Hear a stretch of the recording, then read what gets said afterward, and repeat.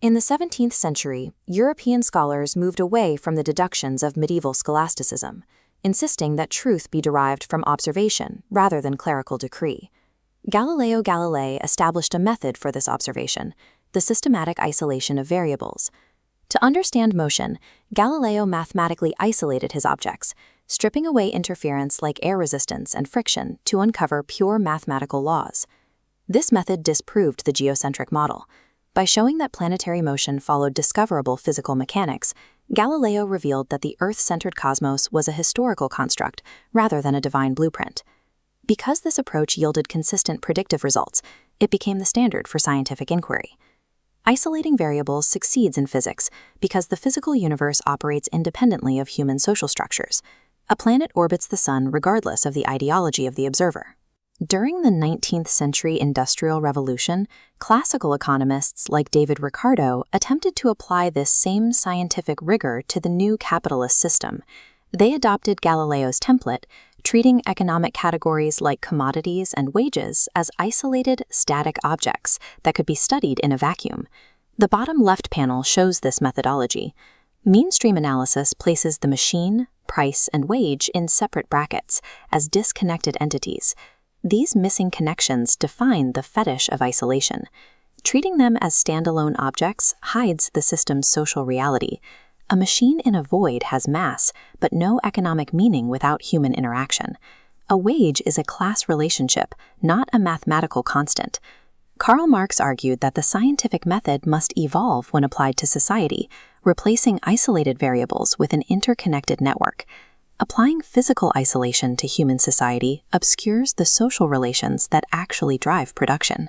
To find the actual drivers of the economy, we have to look past the isolated object and into the industrial space. In a capitalist factory, the machine functions as a vessel of past human effort, what Marx termed dead labor or constant capital. Constant capital holds a fixed amount of stored value. It transfers this value into the product as it wears down, but it cannot generate new value on its own. Living labor, the workers, constitutes variable capital. This is the second key variable in the system. Living labor is unique because it expands value. During a shift, a worker creates more value than they receive in wages. The bottom right section of the diagram maps the interaction between dead and living labor, which reveals the third variable. This interaction produces surplus value. Derived entirely from living labor, it is the sole origin of capitalist profit. Profit is a dynamic social relation between dead and living labor, rather than a mathematical output of efficient machinery. When we scale this model from a single factory to the macroeconomy, we can see how the variables react to technological change. When an entire industry adopts labor-saving technology, it shifts the balance of these variables. In the diagram, we see the rise of the organic composition of capital. Dead labor, the machines, replaces living labor, the workers. This rising ratio means fewer workers are employed relative to the massive investment in machinery. For an individual capitalist, automating early yields super profits by allowing them to produce at a lower cost than their competitors. But competition forces every other firm to automate to survive, erasing that initial advantage. As the workforce shrinks across the whole industry, the total pool of surplus value, which only living labor can provide, begins to dry up.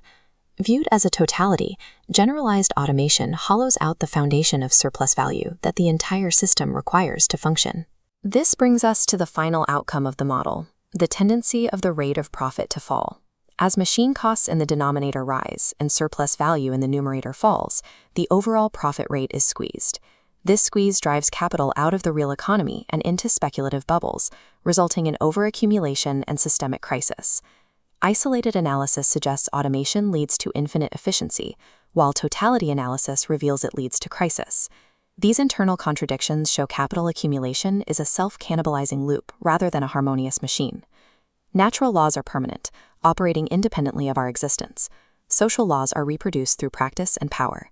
Classical economics acts as a secular theology, framing constructed social relations as eternal laws of nature to freeze history in place. Karl Marx broke this modern geocentric trap by applying a scientific method to these social relations. His work shows that because the laws of capital are socially reproduced, they are vulnerable to human agency. Analyzing the economy as a dynamic totality diagnoses internal crises while liberating our capacity to design a future beyond them. Power preaches its dominance as natural and eternal, but scientific analysis reveals it as historical and contingent.